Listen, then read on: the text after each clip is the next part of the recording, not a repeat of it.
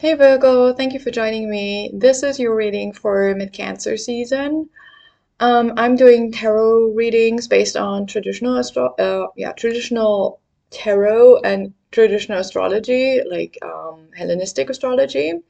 So I'm combining it also with modern research in deacon astrology, mostly based on Martin Goldsmith work and Austin Coppock. So if that is your thing, or if you have no clue what I'm talking about, I will show you. I will walk you through it all the way. I'm sorry for my English.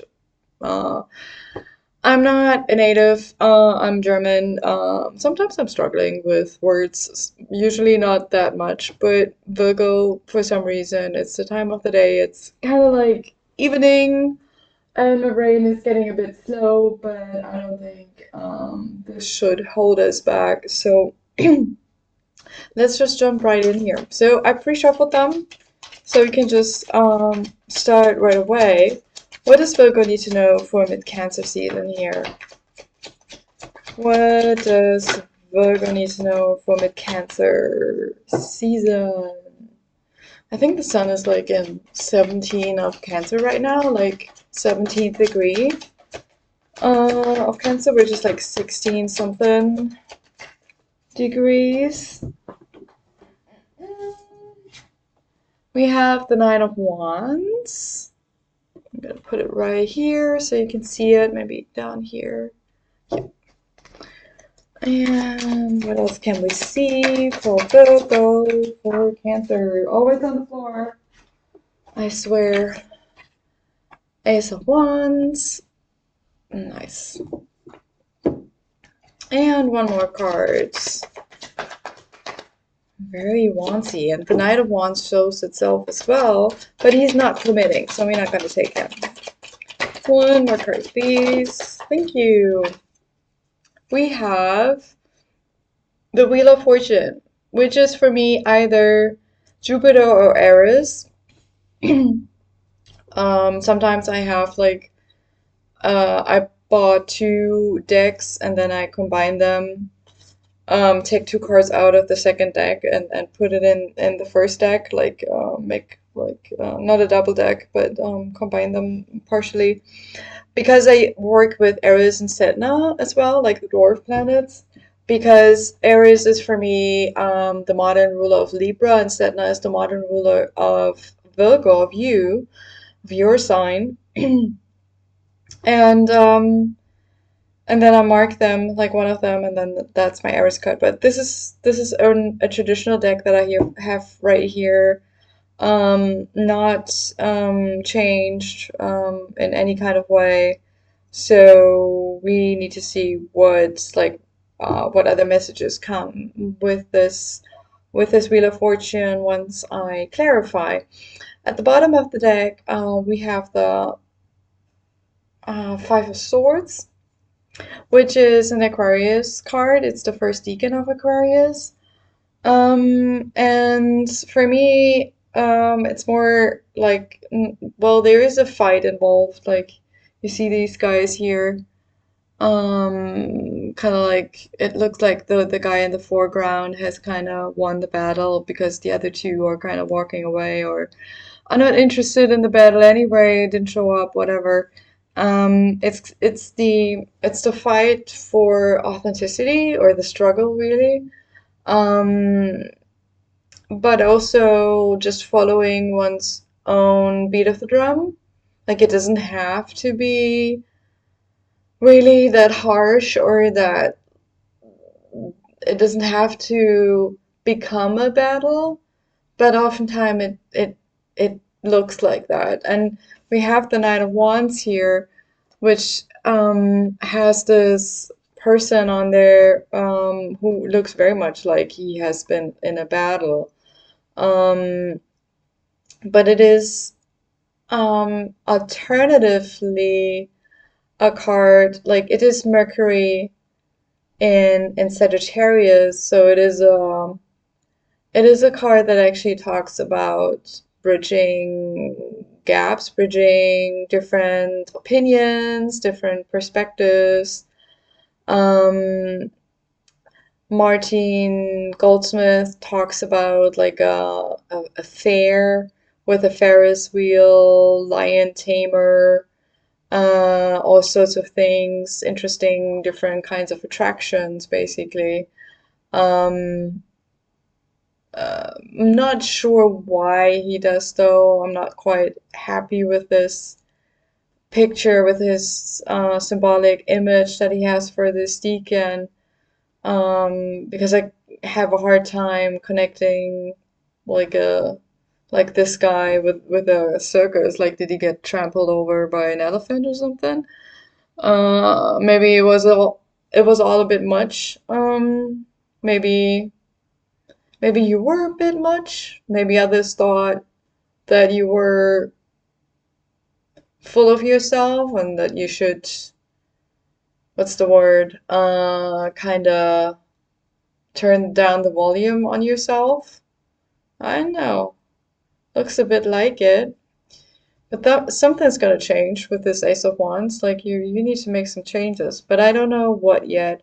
And by the way, the Justice card is underneath here, underneath the Five of Swords. So I think this is the Wheel of Fortune here is probably Aries, but we're gonna clarify now to find out what's really going on here.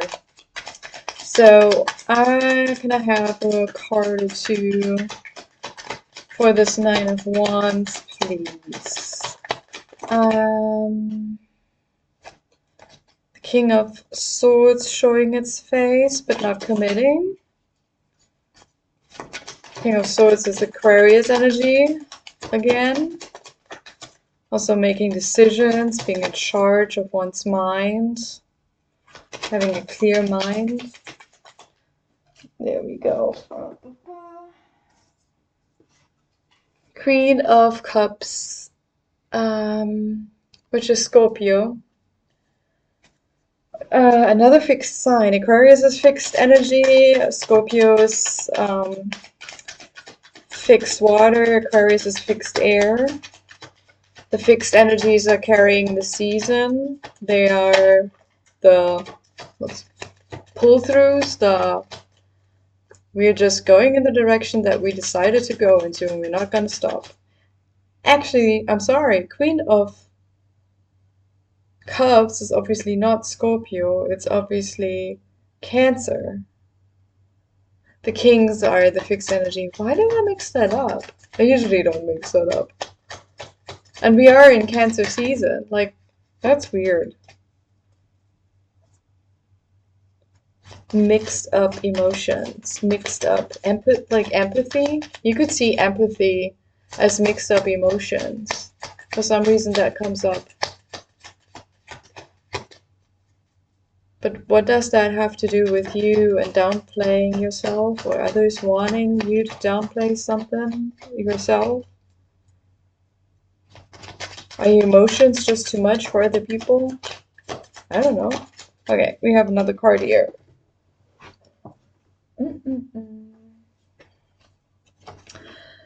Nine of Swords. Yeah, confrontational thinking. Something, yeah, there's definitely some confrontation going on. What else can we see here? What else can we see here? With the Nine of Swords, it can look very confrontational. Like this guy has really bad nightmares here on the card.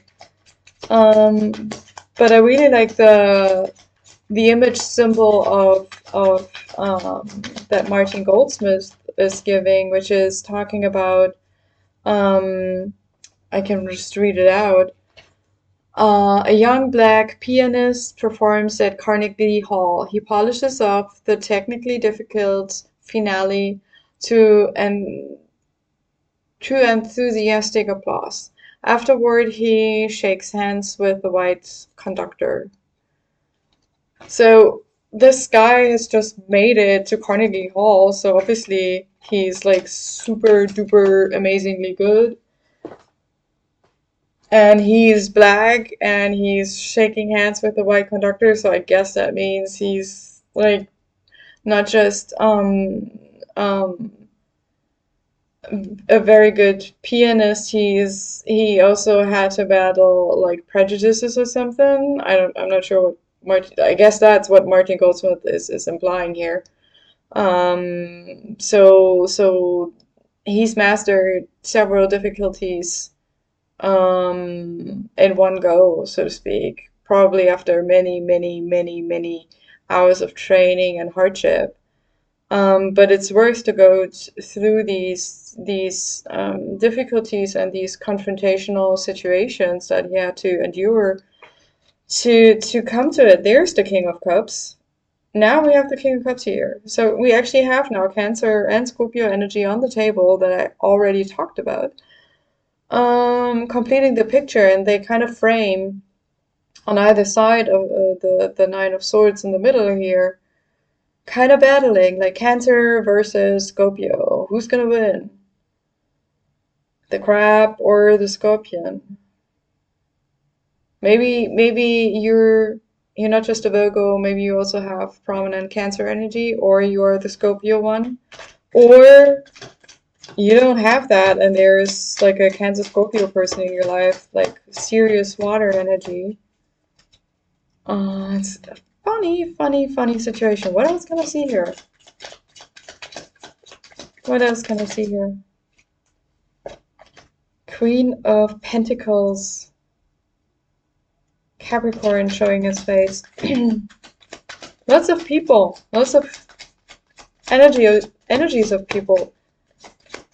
Maybe that's what you're struggling with. You're a very big empath, like very empathic, and you're just sucking up everyone's energy, and you don't know where your head is or your heart.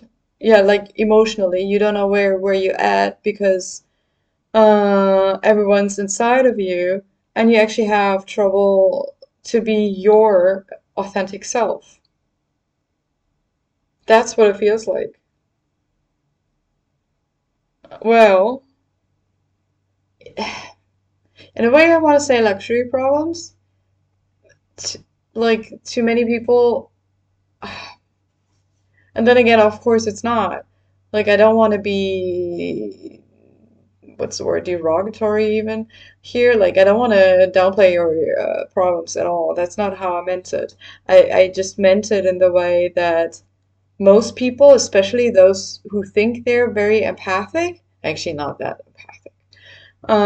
Because these are the kind of challenges that you run into if you really open up to other people, that you actually have a problem to distinguish what is yours and what is not yours, which actually I think leads to the conclusion that most thoughts and emotions, because those are very related, but that's a different topic here, that let's focus on the emotions, that emotions really just flow through you and that they come from somewhere, and not really, or not all of them at least, don't really originate within you.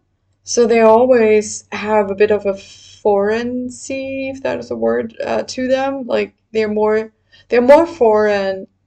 Emotions are more foreign than they're really yours, and that always helps me. Like this thought always helps me to let go of thoughts again. Like I need to recognize them, obviously, like they here I attracted them in a way for a reason. But once I've dealt with them, accepted them and recognized them for what they are, saw which kind of like areas in my life they kind of resonate with and why they're here and that kind of stuff, I can just let them go again, like do my work, and then like, and off they are.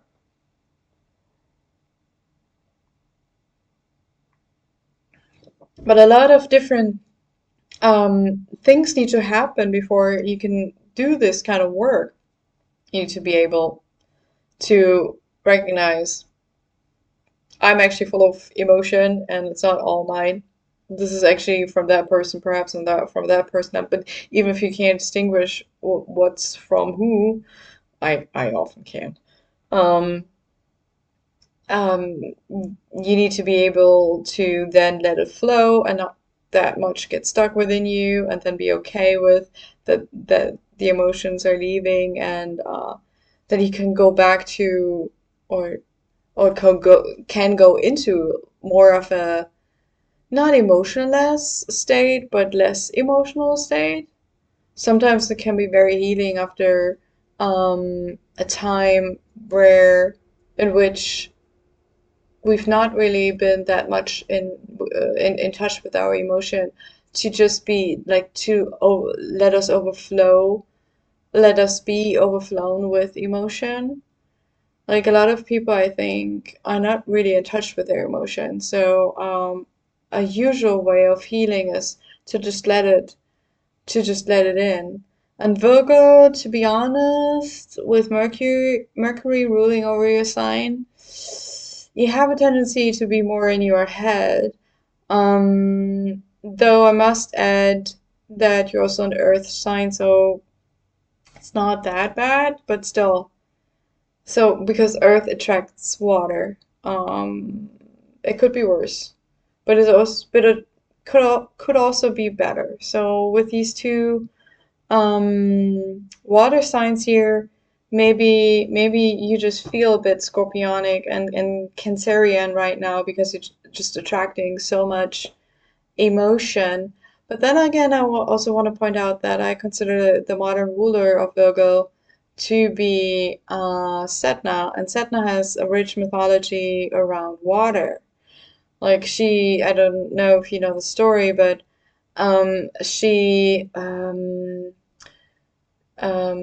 was pushed into the water by her father, and she practically died. She drowned essentially, but she resurrected, transformed and transformed herself into this beautiful water being, um, and from then on and lived underwater from then on. So she went from a earth being into a water being, which is crazy. And it kind of shows like the journey of the maiden, kind of like how you can reclaim your innocence. Because that's I think what she did in the water. She found or reclaimed her innocence by saying, I did nothing wrong. I think the story was about like she was supposed to marry a guy and she was like, oh, hell no. And then her father was, okay, well, I'm just gonna throw you in the water then. And then she clung to the boat and he chopped off her fingers, and then she couldn't hold on to the boat any longer and actually fell into the water and drowned, died. And then her chopped off fingers turned into sea creatures like dolphins and stuff. Yep. So it's a very pretty story. Um, but that is the background of your sign, at least in my view. So that is the background of your story right now as well, I would say, Virgo. It's not for the faint of heart, that's for sure. Let's clarify the Ace of Wands here. What can we see about the Ace of Wands? Yeah, the moon is showing itself, but not committing. I'm gonna put it back. Only flipped around. What can we see about the Ace of Wands here? Two cards. No, three, four. What in the world? Okay. We have the Ten of Cups and the Lovers. Oops, clear, clear. There we go. And Page of Cups and a Virgo card. Nine of Pentacles. Okay, let's make some space here. Deep, deep. Okay, glass needs to go there. There. Kind of neat and nice so you can see everything. I'm gonna move this like this. Okay. We have the second decan, the middle decan of Virgo. So if you have anything in the 11th to the 20th degree of Virgo, this is your card. It talks about a bit of sexiness, a bit of attraction, like physical attraction. I think Virgo is also a bit like having high standards, so it kind of goes into that. But also standing up to yourself, like standing up to yourself, standing up for yourself. Like, I'm just gonna do what I think is right for me. And really honing your skills, or being able to hone your skills and really put in the extra effort to make something shiny and bright and really polished is kind of like part of the deal. It's kind of like the basis of everything. So it's really high standards, like really. Um, Page of Cups is the autumn or fall winter season. So Libra, Scorpio, and Sagittarius season. So it can refer back to like in 2025, to that time, or pertain to the future. But it also can mean just doing something differently emotionally. I would, it feels more like with the Ace of Wands that that's the basis, like doing something differently when it comes to emotions. Yeah. The Lovers is the Gemini card. It also is the card that of the lower self and the higher self being in connection with each other, but it also talks about like every and all relationships that we have, any connection. But it can also talk about decisions, like am I gonna go that way or that way, essentially. So maybe you need to make a decision here about like how to deal with these emotions. Like, and you want to take your Virgo approach, obviously, because you have a prominent placement in Virgo, and I don't know if it's the sun or if it's your moon or your ascendant, or I would also recommend you check out your lot of fortune and your lot of spirit, and watch your readings for those, because these are complementing the big three, the ascendant, the sun placement, and the moon placement, because they're calculated from these three placements basically. And then we have the Ten of Cups, which is um still a bit of a mystery to me. I think like, but then again, like, because the traditional reading of the card is pretty different from how Martin Goldsmith and even Austin Coppock reads the Deacon here. So I'm still struggling with finding a middle ground here. But in your case, it's pretty straightforward, to be honest, because um, it feels like you just want to have it figured out. But I don't think it's that easy. Like you want to skip to the end, but I don't see the progress here. You just want to make uh make a change. That's good. You see that you need to make a change. That's perfect. But I don't see the process of how to get there. You just see the goal, and then maybe you're at a loss. You just don't know. How am I gonna get there? How am I gonna solve the situation? And that can be very frustrating if you, at least if you're in that space for longer. But perhaps, yeah, I just look then at the No, I just struggled with a card here that did not come out.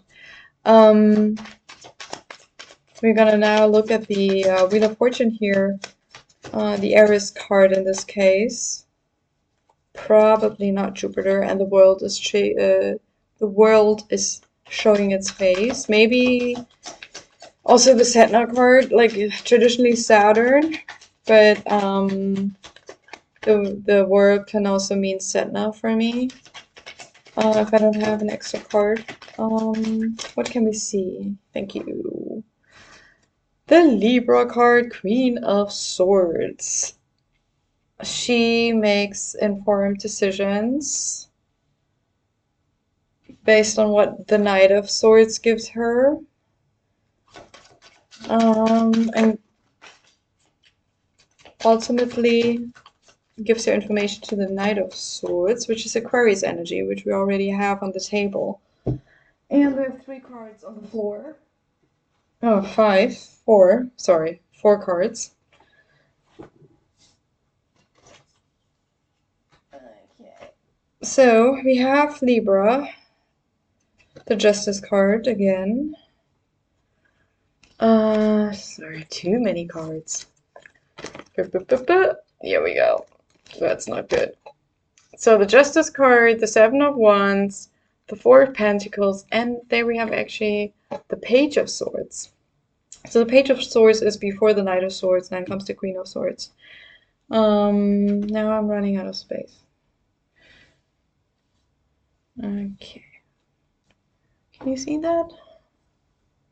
Yeah, I think you can. Okay, there we go. So there's a lot of Libra energy here because we had Libra here as well. There's the Knight of Swords underneath the Libra card. Look at that. That's Gemini energy. So you have there's a lot of thinking involved here in the next step, which is very typical of you because you're a Mercury ruled sign, so nothing surprising here. But there needs to be some kind of balance in your thinking, I would say. So let's see where this balance needs to be. The Seven of Wands is a card of kind of like having achieved something. It's a Leo card. It is Mars in Leo. Perhaps also a bit Uranian, like pertaining, like activating our authenticity, I want to say, and that we already had here with the Five of Swords, the battle, kind of like of having so many emotions, other people's emotions within yourself, that you have the feeling that you're not your authentic self any longer. And the Seven of Wands, deacon, so to speak, the Leo 3 deacon, how Martin Goldsmith sees it, is like putting it into words. He says, at an awards ceremony, a rock musician is presented with a circular gold medal bearing a caricature of his own face. His band joins him and they perform a wild rendition of their signature hit. So it is being successful. Leo is very flashy and successful, like obviously. Um, I'm wondering if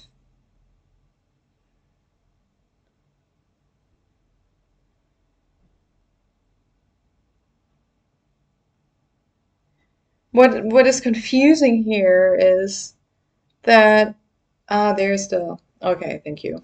I just noticed, sorry. I put it like out of the screen, so to speak. The underlying energy is the Two of Cups because I was wondering, this is swords and then pentacles. We have major arcana, so outside influences.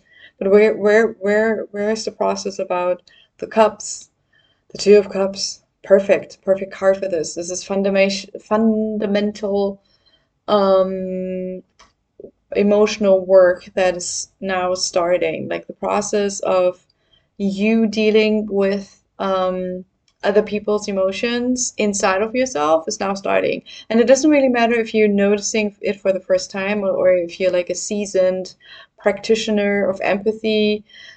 If the latter is the case for you, then you're just getting to a whole new level. And we always need to start, if we start a new cycle, we always have to start at the apprentice level again, unfortunately. So not back to square one, but you might be reminded of like how it was back in the days or something, because you're learning new things now. You're learning new things about yourself. The Two of Cups very much is meeting yourself, like your higher self, meeting your lower self, the lower self becoming aware of more and more parts of the higher self, and these two beings, so to speak, coming into contact and finding new ways of communicating with each other. The Two of Cups is also the card that jumpstarts the zodiac according to Hellenistic astrologers. So back in like ancient Greek, the astrologers thought that the year actually began with the summer solstice, which we just had like 2 weeks ago, which is beautiful because it's not too long ago, and it's a nice synchronicity for you to now become aware of this process, this new start, this new emotional start.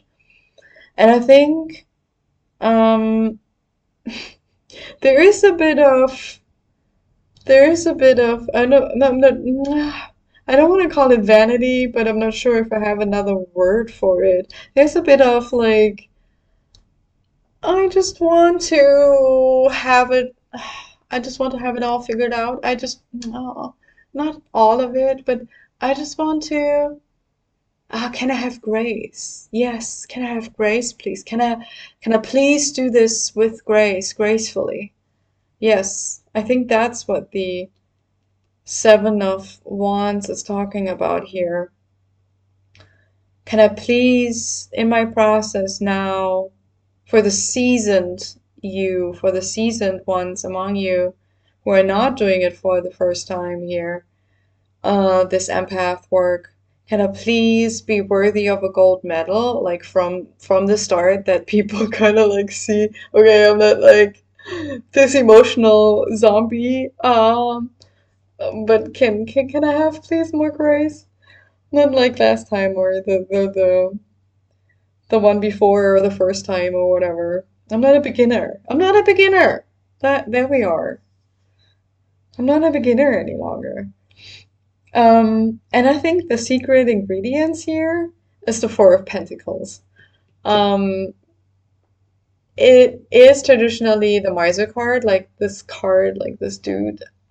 Oh, there we go. No glare. Is really holding on strongly to his pentacles, like he really cares about it. I don't agree with the miser interpretation. Very rarely I do, at least. I think it is finding stability within oneself. Like Aleister Crowley calls this card power. It's the sun in Capricorn, so it's very much success oriented. Um, but I think this kind of success that this deacon and this card gives is one of stability. Because four is a number of stability and it's pentacles, so it is just destined, so to speak, to be one of the most, if not the most, stable minor arcana card. Um, and it's kind of like finding your own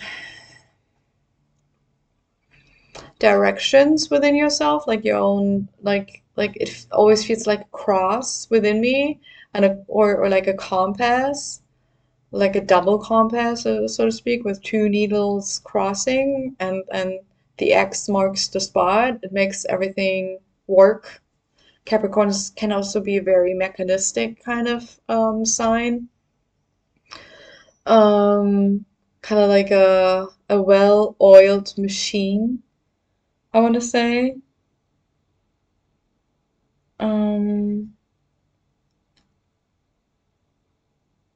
and this is all about Aries. This is all about Libra. So where is the balance? Where is the justice? Maybe the justice is that you will have that grace, but I'm not sure how to get it. Just by balancing it? But how? Where is the... I mean, balance doesn't come from nowhere, and often balance doesn't mean like it sounds like mixing white and black and making gray, but I don't think that's often really the case. So maybe the balance is in sometimes I'm just full of other people's emotions, and sometimes I'm not because I just processed it. And so if you, yeah, that's probably it. If you feel overwhelmed, you just maybe need time for yourself. But that might be too simplistic. So let's see. How are we're gonna take which deck? Uh, it's not right. It's not right. There we go. That one. The poetic one. Very un-Virgoan. Un-Virgoan? Is that a word? So you need to do something that feels a bit odd, a bit different to compared to what you usually do. Um, what can we see here about what Virgo needs to do to balance the situation? That is Temperance. Ah, such a beautiful card. Temperance. She has the healing waters in her. It's not a bucket, it's not a vial. I'm not sure what you would call that in English. So beautiful cards. Also a card of Sagittarius. So there's like a healing of emotions that needs to happen. Yeah. Yep. Eight of Swords. Eight of Swords. Let me see. Yes. And at the bottom, we have the stars. The star card, which is also so beautiful here. A little bit of dreaming, a little bit of going within, and maybe meditation, maybe just downtime, maybe just resting. I don't know, whatever works for you, but something that makes you maybe a bit of astrology actually, like literally stars or stargazing or I don't know, your interests. Maybe a visit to a planetarium. I don't know. Something with stars, whatever that means to you, because the Eight of Swords, the deacon image that Martine Goldsmith gives is a woman at a loom weaves a dress patterned with astrological figures. Unobserved, her pet cat has gotten tangled up in some yard. So the Eight of Swords, traditionally, if I have, like, yeah, I could show you the card, like, in the Rider-Waite deck, which is the most popular deck by far, has this depiction of the Eight of Swords. So a woman who seems immobilized by her own thoughts.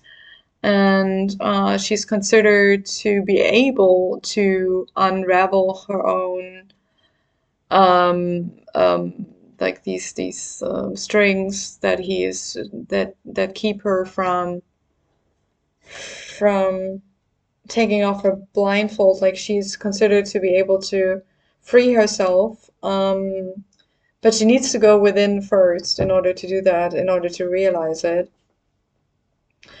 And Martin Goldsmith takes this and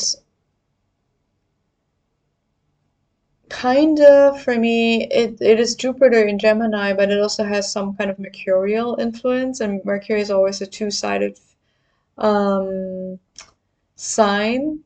So it has kind of like this two threads that need to weave into each other, make a pattern, make an astrological pattern. So intuition and reasoning may be coming together. I think you just need to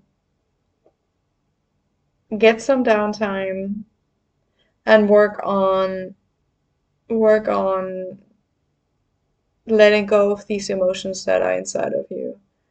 But there is probably something bigger going on in the background that you're probably gonna come back to later, that you're gonna learn to really handle. I think this is the beginning of some profound technique. I don't know if that's the right word, but a new kind of way of dealing with like these empathic situations with emotional overburden and that kind of thing. I think, yeah, I think that's super useful. I think there are way too many people out there who are not able to really have a grip on their emotions. Like they have no idea where they are emotionally. Like sometimes I'm just walking past people and they're just like their whole face is like completely twisted because there's so many stuck in emotions. And it's so visible already by their muscles being stuck in a certain way in their face. It makes me all tense. It's crazy. Um, so that's super exciting. I'm super excited for you. I'm very much interested in how you see the situation because I always just see it from my perspective and I'm like, oh my God, amazing.